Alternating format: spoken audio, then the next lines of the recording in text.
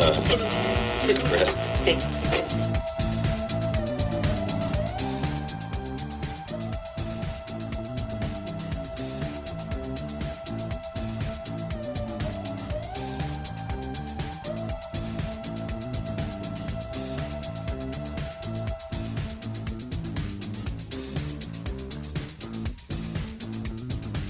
The U.S. Supreme Court could announce today they are going to take up the challenge to Illinois' gun and magazine ban just before they hear a case about Second Amendment rights for nonviolent drug users. This is Illinois in Focus Daily. I'm Greg Bishop with you here for the Center Square. We're also going to be talking about a story of a Wisconsin father accusing the Illinois Department of Children and Family Services of abducting his children. That's also going to be today. So tons of stuff we're going to tackle. Hopefully you're here for it, and we can delve right in. Again, I'm Greg Bishop. Thank you for your patience. Last week we did a show Monday, had all kinds of different tech issues, but didn't have a show Tuesday and the rest of the week.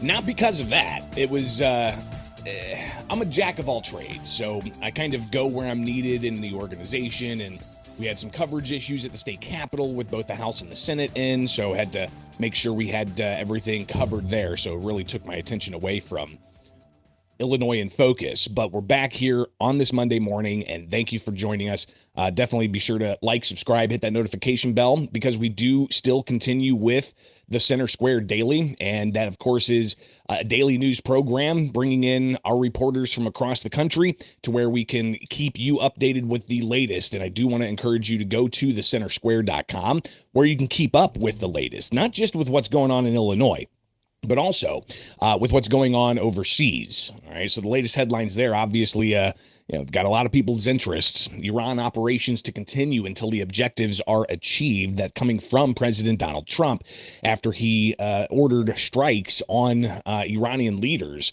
over the weekend. And he's even being quoted in the media as saying it's going to be no more than 4 weeks.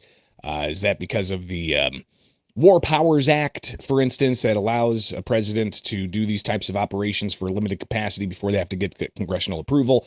And of course, a lot of criticism from across the board on this from the president. So that's going to be a major focus for a lot of the national headlines. But this is Illinois in Focus, where coming back, we'll talk a little bit about the U.S. Supreme Court and whether they could take up Illinois' gun ban just before they hear a case about nonviolent drug users and their Second Amendment rights. So interesting stuff there. We'll tackle that next. I'm Greg Bishop. Thank you so much for being with us here this morning. And each morning when we're live, thank you. Greatly appreciate support, and thumbs up to everybody in the chat room. Go ahead and give me that thumbs up if indeed we're coming through crystal clear and everything's looking good, all right? All right, so stay tuned. More Illinois in Focus in mere moments.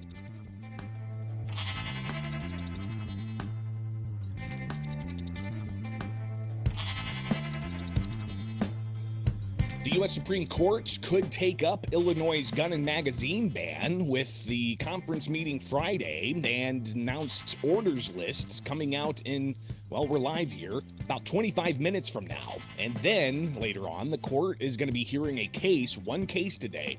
The U.S. Supreme Court taking up the idea of Second Amendment rights for nonviolent drug users.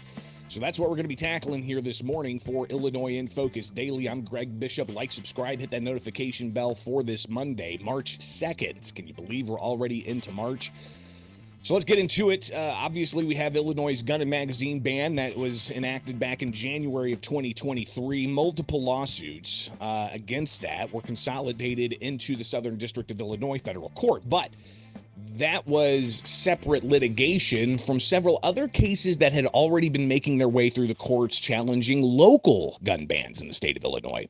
One being law weapons versus Naperville. That case went all the way up and down the judiciary, and it's back at the district level where they're like, well, we have to wait to see what the appeals court does in this U.S. Supreme Court. Another case was the Veramontes case, and that was the case challenging Cook County's gun and magazine. Both the law weapons case and the Veramontes case ultimately wrapped in the state ban whenever the state ban happened, but those cases were filed months before the state enacted its gun and magazine ban. So those cases obviously where they're at. And the Viramontes case, separate from law weapons, separate from the Barnett case, the collection of 4 in the Southern District that had a judge declare that the law was unconstitutional and now it's stuck in the appeals court. The Viramontes case has gone all the way up and down the judiciary. Now it's in front of the U.S. Supreme Court, and it's been put into conference multiple times where the court took it behind closed doors but didn't make a decision as to whether they're going to take the case. We have an opportunity later this morning in just a matter of 23 minutes, if you're watching live, to see whether or not they're going to take that case as the U.S. Supreme Court announces an orders list today. But let's go to the court's page here. You've got the schedule that they have lined up. The court will release an orders list at 9:30 their time. That is 8:30 our time. The court will then convene for a public session in the courtroom at 10 a.m. The justices will hear one oral argument. All right. So after, of course, the live show here, I imagine some of you are going to go and listen to the U.S. Supreme Court's live stream to see what they have to say about the case. And what's the case they're taking up? Well, the case is a case concerning nonviolent drug users and Second Amendment rights. Do they have those Second Amendment rights? It's United States versus Hamani. In that case, it essentially had the U.S. government going after Ali Daniel Hamani, a Texas resident, in August of 2022. The FBI searched the individual's home, found a Glock 9mm pistol plus marijuana and some reports of trace cocaine. Hamani admitted regular marijuana use every day or several times a week. Then he indicated in February 2023 that he possessed a firearm and unlawful use of any controlled substance. So they're challenging a particular section of statute and whether that section that prohibits nonviolent drug users from having a Second Amendment right, whether that violates the Second Amendment, especially after the Bruin decision, which was the New York State Rifle and Pistol Association v. Bruin in New York, that really has kind of changed the scope of how courts are ordered to rule on these types of cases. So how does that idea of text, history, and tradition apply to habitual marijuana users? I mean, that's a question that the U.S. Supreme Court is going to take on in oral arguments today. And so that's going to be happening 10 o'clock their time. That's going to be, 11 o'clock? No, 9 o'clock our time. Yes. No, it'll be 11 o'clock our time. So a little bit later on in the day. But regardless, we're Central, they're Eastern. The question about whether or not the Second Amendment still applies to habitual marijuana users or if they can be kept from having a gun for self-defense at home. So lower courts actually ruled that the statute was unconstitutional. The U.S. District Court did, and the Fifth Circuit Appeals Court dismissed the indictment against Hamani, saying that the statute was unconstitutional as it was applied. So now the Supreme Court has 2 lower courts and their rulings that they're going to have to take into account here. So the Supreme Court granted cert back in October, scheduled oral arguments for this morning. So that's going to be happening this morning. But before that, again, we're going to have the case of Viramontes. Whether or not they're going to take the case, we don't know. What's interesting to see here, though, and I do want to pull this up just so you can kind of track along with us. The U.S. Supreme Court has, the list for each one of these cases. Here's the Viramontes case, the docket for it. And here is the Hamani case, the docket for it. Now, the Hamani case, again, filed to the U.S. Supreme Court for cert, which is the request for them to take the case, April of 25. All right, so it goes through and they have their filings. It was distributed to conference once, rescheduled, distributed to conference a second time, distributed to conference a third time, and then it was granted. So 3 different times that it was distributed to conference before being granted. What about the Viramontes case? The Viramontes case, it's been relisted several times. All right, so we have this one that was filed in August of 25, distributed to conference, distributed for conference. So that's twice, 3 times, 4 times, 5 times, 6 times, 7 times. We're seeing this case distributed to conference. Now, while the Viramontes case, it's possibly being considered by the U.S. Supreme Court, and again, we can find out today whether or not they're going to take the case. The Barnett case, that's the collection of 4 plaintiffs groups suing the state of Illinois for the statewide gun ban. That case, filed in 2023, went through the courts on preliminary grounds. 2024, went back to the district court where they ultimately did have a 4-day bench trial. And the district judge, after that 4-day bench trial, thousands of pages of documents, thousands of pages of testimony, expert witnesses and such, they ruled that the law was unconstitutional. Right now, the measure and the question is at the 7th Circuit U.S. Court of Appeals, which still has not acted on it.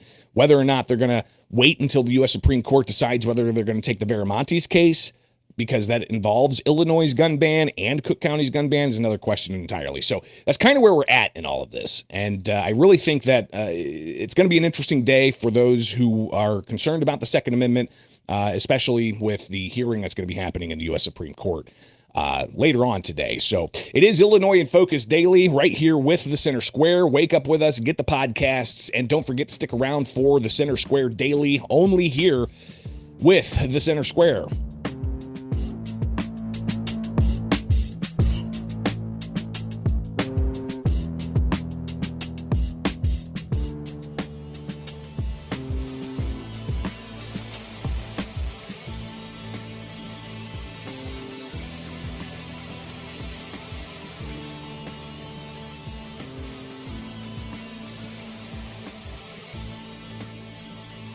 I wasn't even allowed to name them. We wasn't even allowed to sign the birth certificate. You know, they made sure of that. You know what I mean? And then, you know, they try to, you know, that's other, you know, they made sure we didn't sign the birth certificate. So now that I open up the door for them to say that we abandoned them. So Wisconsin father I chatted with last night who says that the Illinois Department of Children and Family Services abducted his newborn child before they could even name them, and then later came to Wisconsin to take their 5-year-old child. It's a pretty heart-wrenching story and one that's going to get some attention. I'm Greg Bishop. This is Illinois in Focus Daily, only with the Center Square. Be sure to get the podcast where you get podcasts. Like, subscribe, and hit that notification bell, and join us when we're live here with the Center Square. So we've talked about the Department of Children and Family Services multiple times on this program, including the issue of whether or not they're using interns to trigger investigations that can then lead to a parent's rights being taken away from them and a child being taken away from the parents. Well, a lot of the focus has just been on the borders of Illinois, but then got information from a advocate for children's safety and accountability with DCFS. And they told me about the story of Earl and the mother of his child having their children taken away. But the issue was Earl and the child are from Wisconsin. Here's the interview I had with Earl last night. He has a court hearing today. We'll be seeing what that court hearing entails. But here's the conversation I had with the father from Wisconsin.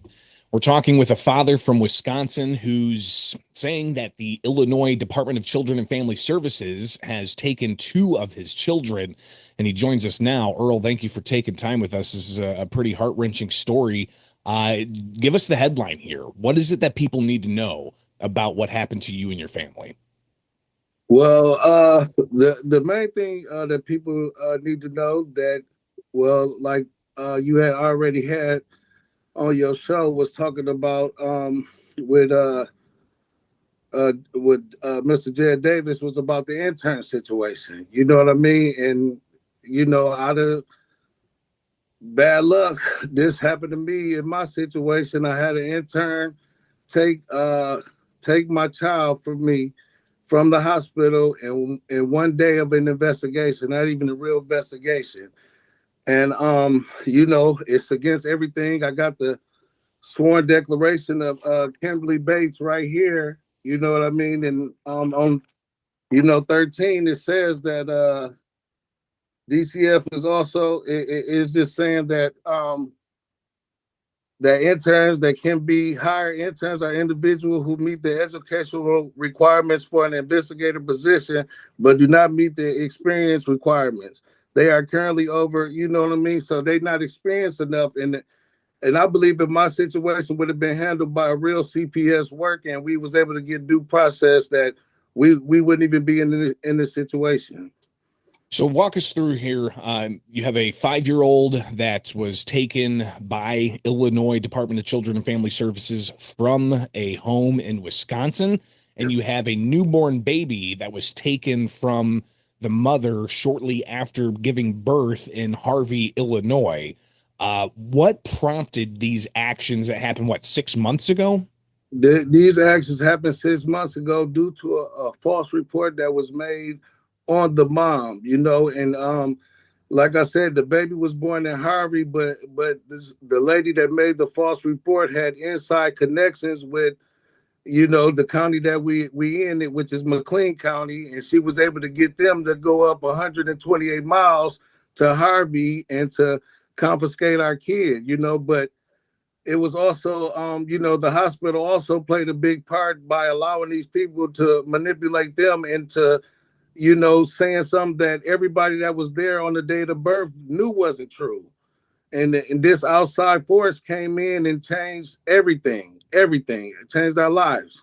You're in court to deal with this issue in Illinois. You're a Wisconsin resident. Your children, at least the 5-year-old in Wisconsin, but that newborn, again, 6 months ago, 6-month-old now. You're in court trying to deal with this, and you actually have a court date Monday. Tell us about what's going on there.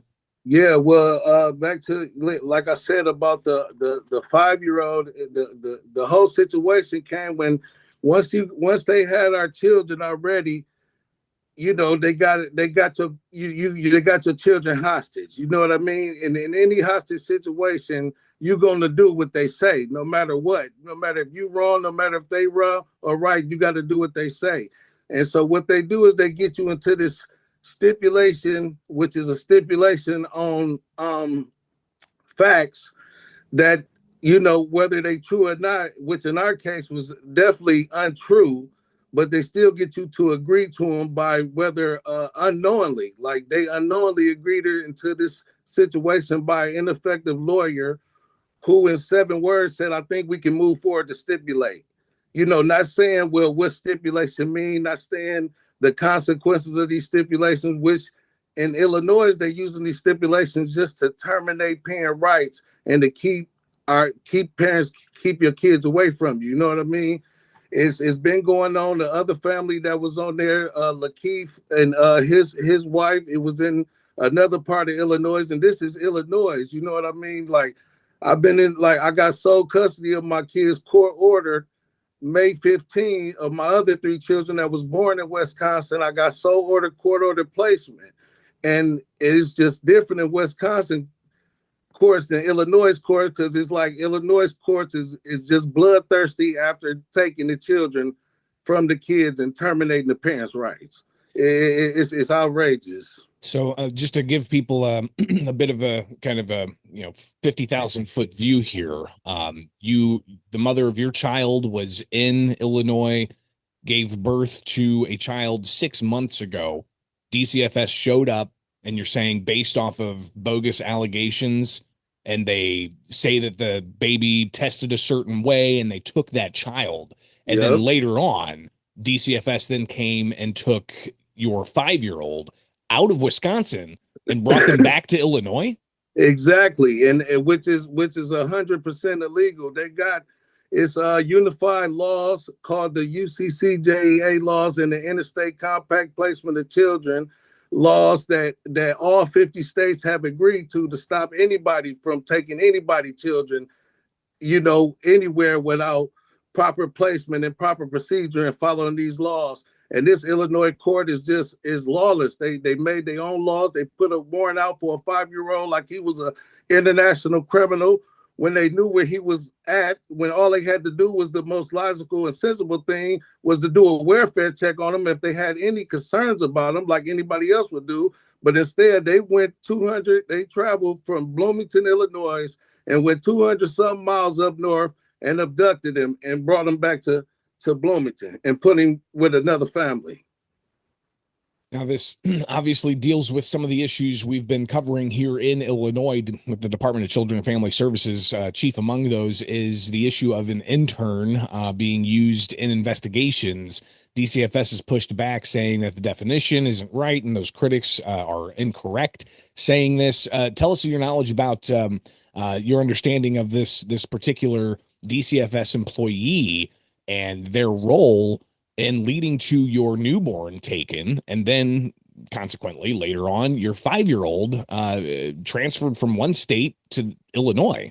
Yeah, it's like I said, we was in so much shock and awe because I talked to him on the phone and I asked him, and he was posing as a child specialist, which later I found out he was an intern. But the way that he was, he didn't have no kind of compassion, no kind of care. The way I just knew, like when you're dealing with like a rookie police officer, you could like, oh well, this guy is definitely a rookie, And he was talking to me on the phone. I asked him, I said, well, why is you taking our children? Like he said, well, he was, talking about the mom, but I'm like, I'm dad. I'm here. I got dad rights to this child just as much as she do. Why is you taking the child away from me?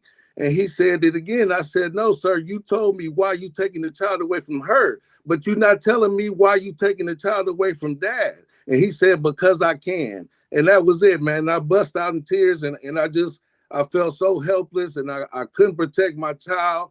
I know I'm a fit parent. I love my children. I'm a Wisconsin court order fit parent, court order able, court order willing. But here in Illinois, this court has done nothing but falsify evidence, done villainize me in order to this day, keep my child away from me. Even though they made me under duress go through blood tests and all the stuff. I was there at conception. I was there at birth. And they still made me take blood tests and everything under duress and coercion, and they still have no good cause on why they're keeping my baby right now to this day. Earl, obviously, there's going to be more to say about this case. Again, you have a court hearing on Monday. Yep. You've had 6 months without your children. Have you been able to talk to them? No, I haven't seen I did the last time I seen my son, I did skin to skin contact. Hold on, excuse me. Take your time. Take your time. I did skin to skin contact with him, and that was it. That was it. Earl, this is got to be just really difficult to discuss, especially when you're saying these are false allegations against your family here. But What were those allegations, and what later happened in court with those allegations? Well, like I said, with this stipulation, it's a tactic that the Illinois courts is using to separate families, which is really supposed to be used to give the parents time to get themselves together and then be reunited with their kids. What the stipulation was invented for. But the Illinois court is using them, and they've been using them since back in the day. I ran into another guy named Jerry Nicholson, who was stipulated in court in 1993, and they took all his children, for the rest of his life. And it's a lifetime contract that they get you in that nobody in their right mind would sign if they understood what it really means. And what I mean is it's perpetual. Every child you make from here on after belongs to the state of Illinois. So you're basically making babies for the state under these stipulations. And they said that my baby had a illicit drug in the system, which we know it wasn't true because we was there at the birth. Like I said, nobody there. The hospital socially cleared us. We was on our way to getting discharged. And as soon as when this intern investigator got involved, as soon as this McLean County Court got involved, everything changed. Now the baby got drugs in the system, which 6 months, in February, which was 5 months later, they withdrawn from the stipulation. So, but that was only one false thing that they withdraw for the stipulation. They wouldn't withdraw the rest of it, but they only withdraw with that, which that was the main reason. It was the snowball effect for the rest of everything else that happened. Yeah, it was like the predicate that led to them to have further stipulations against the mother. It was for them to act so extreme and outrageous. What was the reason they said that they removed that one element about the illicit drug? Because it wasn't true.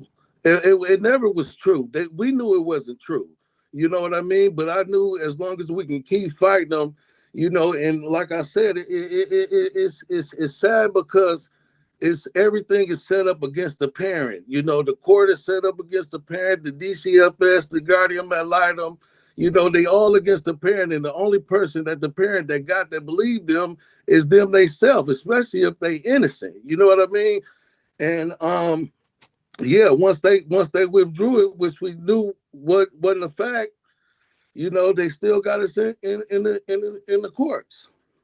Earl, I want to share with you what Illinois state representative, because again, we're talking with a father from Wisconsin Yes. who has two children that Illinois took, and it's tied up in the courts right now. And all of this obviously impacting your family directly. You got to Yes. imagine if there's other instances where DCFS has gone to other states to take children from families. So that's something I'm going to be asking DCFS about, obviously, and getting more, trying to get reaction from them if they will respond about this particular case and others. But Jed Davis is posting this in particular about a bill he's filed, and I'll just read some of this. It says the bill requires each factual allegation and a stipulation to be listed separately and individually acknowledged by the parent. His measure also mandates written and signed attestations confirming that the parent understands each fact, agree voluntarily, and was not coerced. Requires courts to confirm on the record parents understand both the facts and the legal effect of the stipulations and waivers. Clearly defines the probable cause standard used in temporary custody decisions so it cannot be diluted or misrepresented, and applies the same protections to waivers of shelter care hearings, ensuring parents understand what rights they are given, what rights they are giving up, and why the rights matter. This is clearly a lot of different things in the space of due process, especially when it comes to parents' rights. What are your thoughts about Jed Davis getting involved in this? I think he's doing a great job of trailblazing and leading the way on this whole situation with DCFS and the court system that need to be fixed. This is and honestly, it's already in law. It's in the Juvenile Act that the judge must. It's a colloquy. You know, in every situation, the judge asks you, "Do you understand? Have you been promised anything? Is it under duress? You know what I'm saying? Have anybody threatened you? You know, this is common practice in law all over America, except for Illinois. They're not doing it." He said, "I think that we can move forward to stipulate it," and the judge said, "Okay." Like it's just regular like we was talking about trading cards or something, you know. And we talking about did you feel that you ever had the opportunity to, you know, when somebody's charged with a crime, they go to court and they have to face their accuser, and you know there's a certain level of evidence that needs to be raised for a court to even issue a warrant for an arrest or a warrant for a search. In some instances, if there's an allegation made against somebody, they need to be in court to face those allegations and the ability to respond or provide their own documentation to rebut what the allegations are. If there's exculpatory evidence that says this family, you know, evidence that makes that family innocent, the state is supposed to share that as well. Right. Was your family ever given that opportunity by the state of, again, a family from Wisconsin with two children involved here? Were you ever given that opportunity to have that due process? Man, it's like I said, it's not funny because like they stipulated her to agree to some false facts about me. You see what I'm saying? And she wasn't even present in the courtroom yet. And she ended up getting there late, but by the time she got there, it was already predetermined, pre-decided and everything. So, and just like I said, it's a lifetime contract. You know, and nobody has signed that lifetime contract that, you know, that knew what it was. Or that forfeits their right to have a family. Ever. So Earl, again, it's absolutely devastating what your family's going through, and you're sharing with it here with our news organization. Tell us what message do you want to get out there, and tell me your concerns. Yeah, obviously you're going through it right now, but what are your concerns for this particular system? What's your fear of what's happening here, especially from the state of Illinois? Man, I like I said, I can't even explain to you the kind of fear. You know, I can't even explain to you the kind of terror that I've been living in because of the lawlessness of this court system. like I said, I got sole custody of 3 children now. I don't know when this county gonna come up here and drive up here and take these kids from me. And like I said, if I'm a court order safe parent, a court order parent in Wisconsin, and what difference do it make that y'all taking me to court in Illinois? What difference if y'all say I'm not a good parent in Illinois? I'm already court ordered where I'm from. So that just shows the more ridiculousness of this whole situation. It's like the only end that this system is trying to do is just take my children, and it's a bloodthirsty system. And they going after children, taking them from families, and not only that, they took my child and put him with a Caucasian family. My son think this Caucasian woman is his mother. This all that he knows. You understand what I'm saying? And just imagine the confusion and everything else that this child is trying to put together in his mind in the world, trying to deal with his world in a situation that he should never even be in. This being interstate obviously raises a totally different element here. What's your concern of this happening with other families, and what does that mean for you? What does that spell out to you? My concern that I know it doesn't happen to other families before. The way that this court and this system, the DCFS in Illinois did this, it was just, they didn't care about no laws, they didn't care about no presidents, they didn't care about nothing. All they cared about was pushing their agenda and going to get them kids and bringing them to Illinois, and just that's what they did. Well, and I've heard you characterize it a certain way as human trafficking. Is that a concern you have, of something that you worry is happening by government officials? That's the only thing that I can compare it to. And like I said, the only thing I compare it to that in slavery is when the slaves was born, when the slaves had kids, the master was able to take the baby at birth and send them to any plantation they wanted to. And that's basically what happened to us. They took my baby from birth and then sent them with a Caucasian family in another city and state. And that's ridiculous. That shouldn't happen to nobody. It really constitutes genocide in the law. You know what I mean? But, that's a topic for another story another day. But it's serious, man. It's real serious. Earl, I greatly appreciate you sharing your story. I can't imagine what your family is going through right now. And you've got court Monday. I definitely want to check in with you and see how that goes and what the next steps are here, and when the next time you're going to be able to talk to your children. And talking to you on background before, you've got a 5-year-old that was the second child that was taken, this newborn child that was taken at the hospital 6 months ago. Mm-hmm. When I asked what the child's name was, it was pretty heartbreaking, your answer. Yep. Oh, the answer was that I wasn't even allowed to name them. We wasn't even allowed to sign the birth certificate. They made sure of that. You know what I mean? And then, they try to, that's other, they made sure we didn't sign the birth certificate. So now that I open up the door for them to say that we abandoned them, or something like that. You know what I mean? But it's just all tactics to separate children from families, and it's ridiculous for a court system and an agency that's supposed to be for the American citizens, for the family, because the soul of America, the lining of America is its families. Any community, any city, state, town, village is the families. Well, Earl, again, thank you so much for sharing your story, and we'll definitely follow up with you. Okay? Yeah, thanks a lot. Thank you. Again, that's a pretty hard story to hear, but I think important for us to share with you. And I thank Earl for connecting with me late last night to share his story ahead of his court hearing on this case. And we'll keep you updated on what happens there. This is Illinois in Focus Daily. I'm Greg Bishop. Like, subscribe, hit that notification bell, and wake up with us when we're live with the Center Square.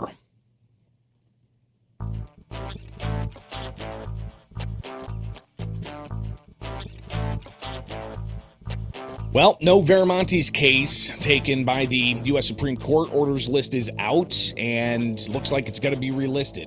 While a little bit later on today, they're going to be hearing a case about whether or not Second Amendment rights apply to nonviolent cannabis users. They did, however, also just deny a case about whether or not people with low-level felonies have a Second Amendment. So a couple things happening today and still to develop throughout the day when it comes to the Second Amendment. We'll be back here tomorrow to talk about some of those things and more. I'm Greg Bishop. Be sure to like, subscribe, hit that notification bell, and be sure to tune in later on to the Center Square Daily. I'll be back in the chair hosting that for today. A little bit of a different schedule this week. Again, coverage issues out at the state capitol with the Illinois Senate coming in. So I'll be kind of bouncing around all over the place. And also, another reason last week was a different week. If you get a chance, go check out the debate, the forum that I helped moderate with WIND up in Chicago with Mike Scott, the 5 U.S. Senate candidates for the Republicans and 3 of the 4 Republican gubernatorial candidates. Darren Bailey was not part of that forum, but if you get a chance, tune into that. That was late Thursday night, and interesting stuff debated all around. All right. Have yourself a wonderful Monday. Be safe out there. All right. Obviously, the security alerts are elevated because of the ongoing military operations in Iran and the concern that Iran's splinter cells like Hezbollah and others could be embedded across the country. So obviously local law enforcement are pretty concerned about that. So keep that on your radar. All right. I will see you back here tomorrow for Illinois in Focus Daily. Have a great Monday.